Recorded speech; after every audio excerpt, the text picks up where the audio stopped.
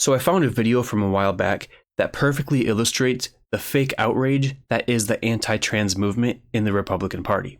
As we know, there's a ton of noise and anger in conservative media attacking trans people.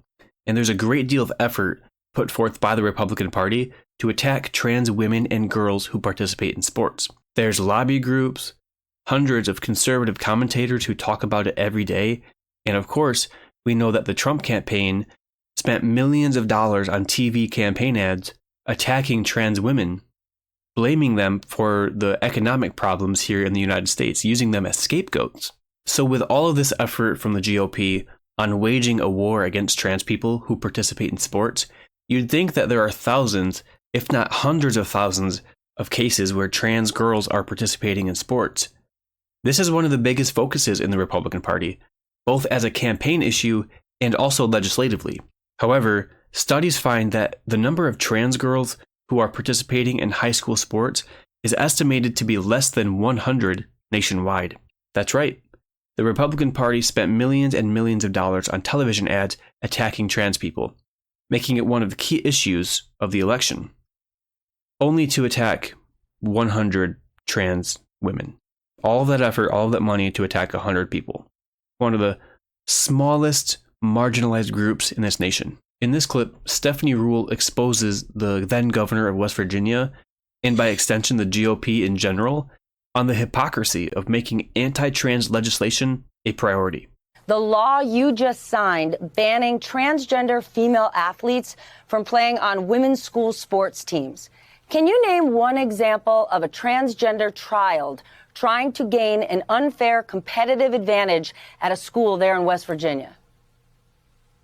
Well, Stephanie, I don't have that experience exactly to myself right now, but I will tell you this. Not yourself, your state, sir. Can you give me one example of a transgender child trying to get an unfair advantage? Just one in your state. You signed a bill about it.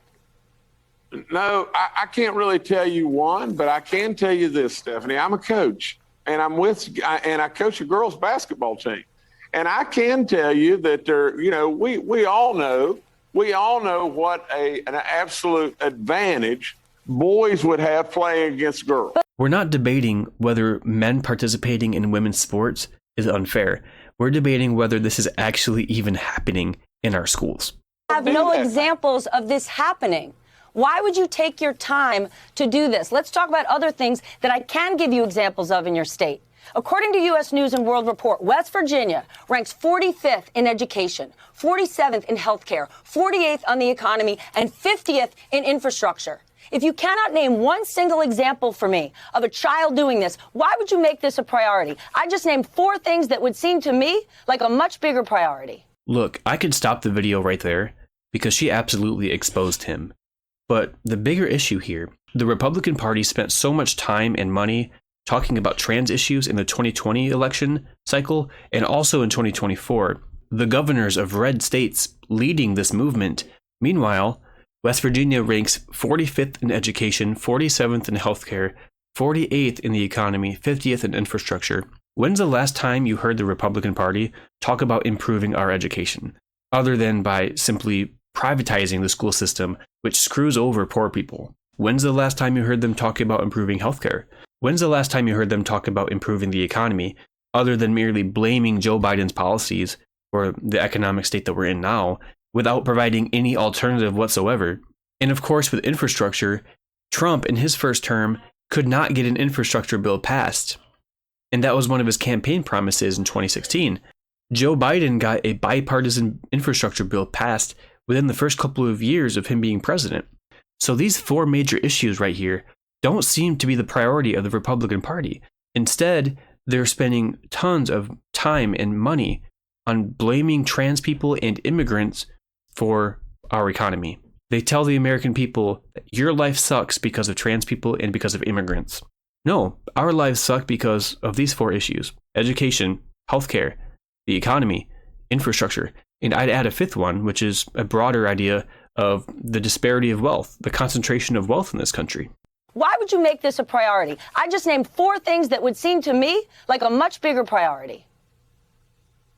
Well, Stephanie, I didn't make it a priority. It wasn't my bill. You signed it. I mean, it's just come to me And I have absolutely signed it because I believe, from the standpoint of a coach, I believe that girls work so hard to obtain Title IX. And I do not have any idea now why we are trying to disadvantage them in participating in the sport that they put so much into. I don't know why we're doing that. This is not like it's a big priority to me. In fact, I think we only have 12. No, Stephanie, listen. I think we only have 12 kids, maybe in our state, that are transgender type kids. I mean, for crying out loud, Stephanie, I signed hundreds of bills. This is not a priority to me. So the governor of West Virginia stated that there are only 12 transgender kids in the state who are school age. For the sake of argument, let's say that half of those were born biological males and now identify as female. So that makes 6. And now let's say only half of those actually participate in sports. That's 3. Potentially only 3 kids in his state. One of the, if not the smallest marginalized group in his state. I wonder how many millions of dollars were spent on television ads in the state of West Virginia just during the 2024 election cycle, just to target the potentially 3 trans girls who participate in sports. Like I stated earlier, we don't have an exact number of how many trans girls are participating in high school sports, but we do know about how many actual high schoolers identify as transgender. But again, there isn't an accurate number as to exactly how many of those students identify as female, and then what percentage of those who identify as female actually participate in a sport where biological men would have an advantage over biological females. There are some studies that estimate that a little less than 100 students are trans girls who participate in sports where biological men have advantage over women. Those are just estimates, right? However, I did my own calculation based on a finding here in the state of Michigan. Here's an article from Neil Rubin from the Detroit Free Press. He says, given how often the supposed threat of transgender athletes has been surfacing on your television screens, you might be wondering how massive the onslaught actually is. He said, I get paid to be curious for all of us, so I contacted the Michigan High School Athletic Association to ask, how many trans girls are swarming our state's sidelines? The answer? 2. In our battleground state, much of the war has been fought lately with ad buys. Divide the millions of dollars worth of airtime by the number of actual trans athletes, and it would be, well, a lot. Probably enough to make sure some beleaguered or poor districts had a full staff of counselors and maybe better food.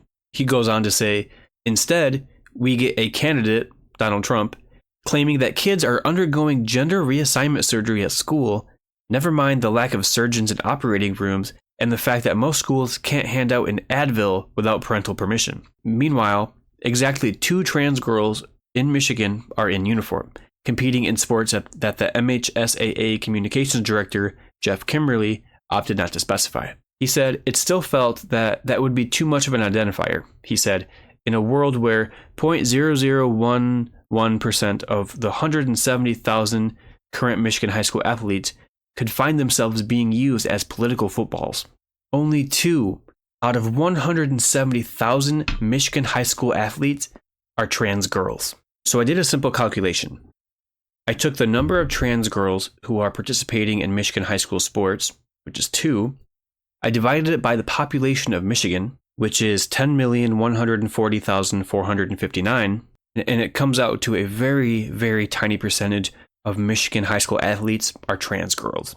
So I took that tiny percentage and I multiplied it by the current estimated population of the entire United States, which is 340,110,988 people, to get an idea of how many possible trans girls are participating in high school sports nationwide, if it's around the same percentage as the state of Michigan. And it came out to 67.07. So my little calculation here estimates that about 67 trans girls nationwide participate in sports in high school. Actual studies find that it's a little less than 100.